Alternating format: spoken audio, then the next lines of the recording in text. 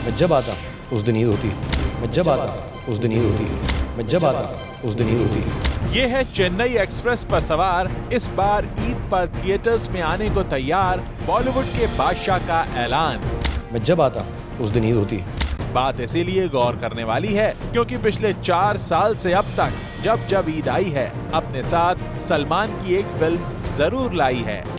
2009 की ईद पर वांटेड, 2010 की ईद पर दबंग, 2011 की ईद पर बॉडीगार्ड और 2012 की ईद पर ईद लेकर आई थी सलमान खान स्टारर फिल्म एक था टाइगर। लेकिन हाँ, इस बार ईद की रिलीज से सलमान ने छुट्टी ले ली है।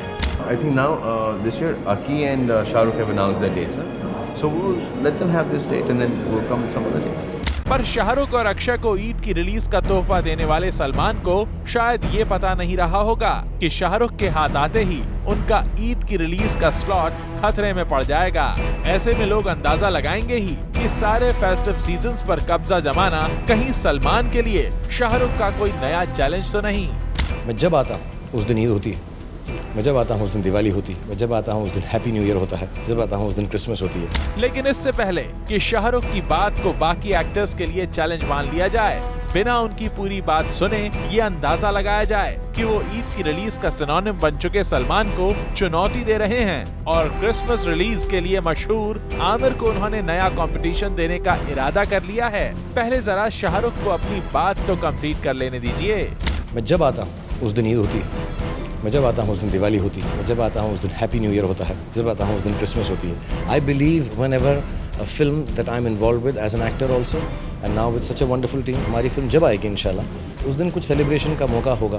बल्कि ये तो लगता है किंग खान का कॉन्फिडेंस है जो चेन्नई एक्सप्रेस को लेकर उनकी एक्साइटमेंट के तौर पर एक्सप्रेस हो रहा है और अपनी फिल्म को लेकर एसआरके का कन्विक्शन लेवल इस हद तक है कि अगर उनकी फिल्म सेलिब्रेशन का मौका नहीं भी देगी तो भी अपनी इम्पोर्टेंस जरूर साबित कर देगी। हमारी फिल्म जब आएगी इंशाल्लाह उस दिन कुछ सेलिब्रेशन का मौका होगा और नहीं होगा तो इतनी अच्छी लगे लोगों को क्योंकि लोग उस दिन को चेन्नई एक्सप्रेस डे की तरह सेलिब्रेट करें अगले साल से। उस दिन को चेन्नई एक्सप्रेस डे की तरह सेलिब्रेट करें अगले साल से। ईद को ईद की तरह ही सेलिब्रेट करना ठीक रहेगा शाहरुख भाई। और अब जब बात ईद की रिलीज की निकल ही गई है तो इतना जरूर है कि कोई चाहे या ना चाहे चेन्नई एक्सप्रेस के कलेक्शंस और ईद पर सलमान की फिल्म्स के कलेक्शंस का कंपैरिजन तो होगा ही।